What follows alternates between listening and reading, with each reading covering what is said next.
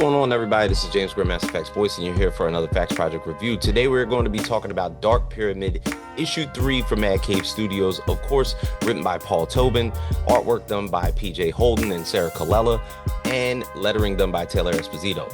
Now, if you remember from Issue 2 to Issue 3, Shailene and Becca, of course, had stumbled upon this foot camp to try and warn all these other streamers who were there trying to save Hooky from Issue 1, who got lost in these Alaskan Denali mountains. And come to find out, as soon as they got there, Eve had gotten there first. Now, Eve is this monstrous being who we got introduced to at the end of Issue 1, who has been terrorizing these mountains. And of course, it seems as everybody accustomed to living in this mountainous range is in on the scheme. They all know about Eve, or better yet, have been trying to keep it silent this entire time. So Shailene and Becca are in the middle of running away because Eve has literally just demolished this foot camp and all the inhabitants that were there that were going to look for Hooky the next day. And all the while, even as people are fleeing from the disaster that Eve had caused, this General Cho and this whole military operation is picking people off left and right, more so letting it be known that they don't want any word of what happens to here to get out.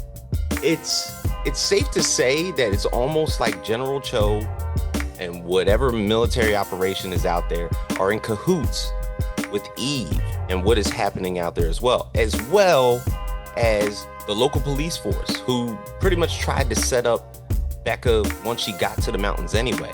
But Shailene seems to be somewhat of, I guess, a monkey wrench in a lot of people's problems, because she is somebody that's been studying this entire issue the whole time. So when they feel as though they felt like they got as far away as they could, and they were probably like 6 miles off the beat, they start to try and figure out the tracks that Hooky left in order to find him themselves. And all the while they come upon like some of the little landmarks that Hooky was like running into and whatnot.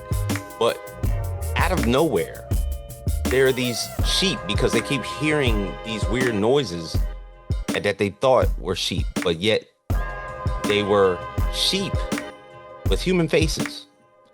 And they all keep saying these particular sayings about like the interior, or like we free or not allowed, or sneak or scamper, broken wall. Like they're saying all these particular sayings.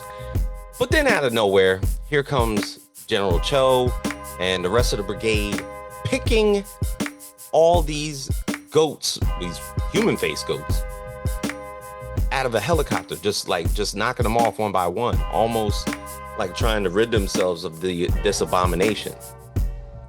And you come to find out that all these landmarks are pretty much like where Hooky was in the beginning of the story, and we've come to find that out later on.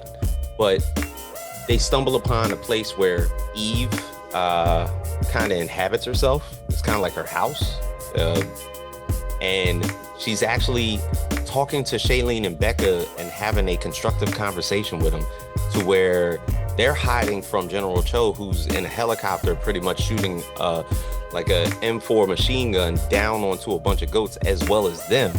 And it's like, can you help with the situation? And Eve is like, yeah, why not? But then as it comes to be, it seems that the place that they stumbled upon to, with Eve involved, tends to be the place that we saw Hooky in the beginning of the story. And they end up getting captured anyway.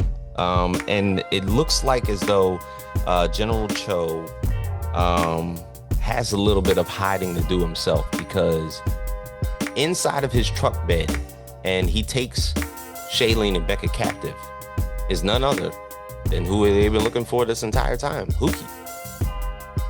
And you're almost wrapped around this whole thing. This whole thing has been a mystery.